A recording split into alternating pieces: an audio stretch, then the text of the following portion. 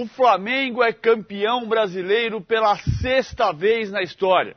Uma campanha que se fez com altos e baixos no início, até um momento de estabilidade, um grande segundo turno para chegar à partida contra o Grêmio, ser campeão brasileiro pela 2ª vez num jogo decisivo contra o Grêmio, como aconteceu em 82. A campanha do título, depois de 17 anos, começa no dia 10 de maio, no Mineirão.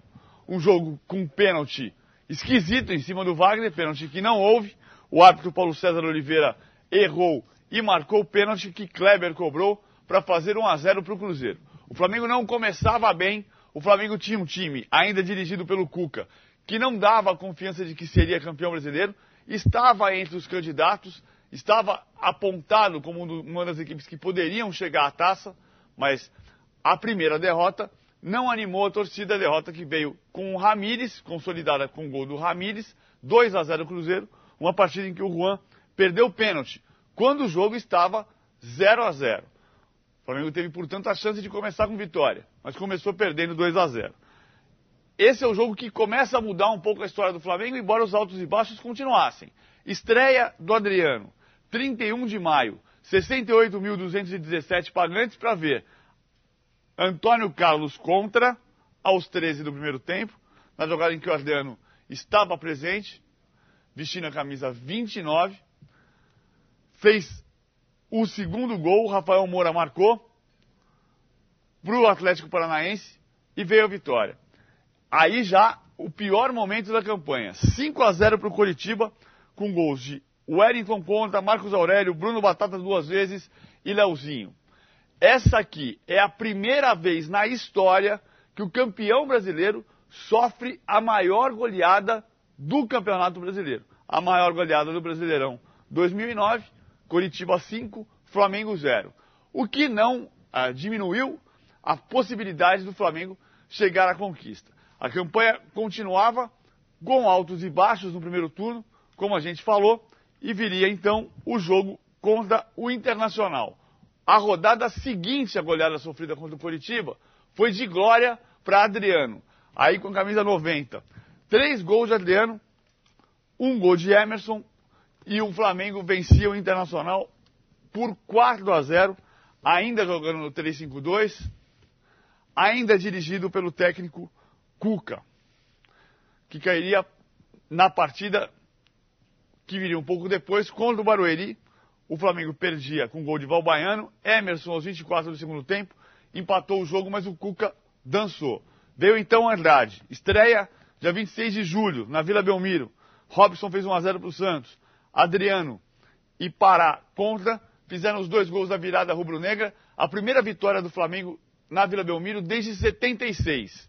E o final do primeiro turno, com goleada sofrida mais uma vez para o Grêmio, dessa vez Pereira, Everton, Hever, Jonas e Jonas. Everton fez o gol do Flamengo, Pereira, Hever e Jonas 2 vezes, os 4 gols do Grêmio, Grêmio 4, Flamengo 1. Essa é a última rodada do primeiro turno, ou seja, a última rodada do período mais negro. O Flamengo terminava o primeiro turno em 10º lugar. Na história do Brasileirão, dos pontos corridos, jamais quem estava tão no meio da tabela, na virada do turno, conseguiu ganhar o campeonato. Mas o Flamengo é diferente. Então, começou a reação. Contra o Santo André, o mesmo adversário, Algoz, da final da Copa do Brasil em 2004, o Flamengo fez 3-0 com gols de Denis Marques, Leonardo Moura e Zé Roberto e iniciou uma sequência invicta, que só terminou em Barueri. Sequência invicta que teve resultados importantíssimos, como os 2-1 contra o São Paulo de virada. O Hernanes faz 1-0, Petkovic e Zé Roberto viram o jogo para o Flamengo. O gol do Zé Roberto vem aos 35 do segundo tempo, no dia 10 de outubro. O Flamengo passou 5 jogos sem sofrer gol.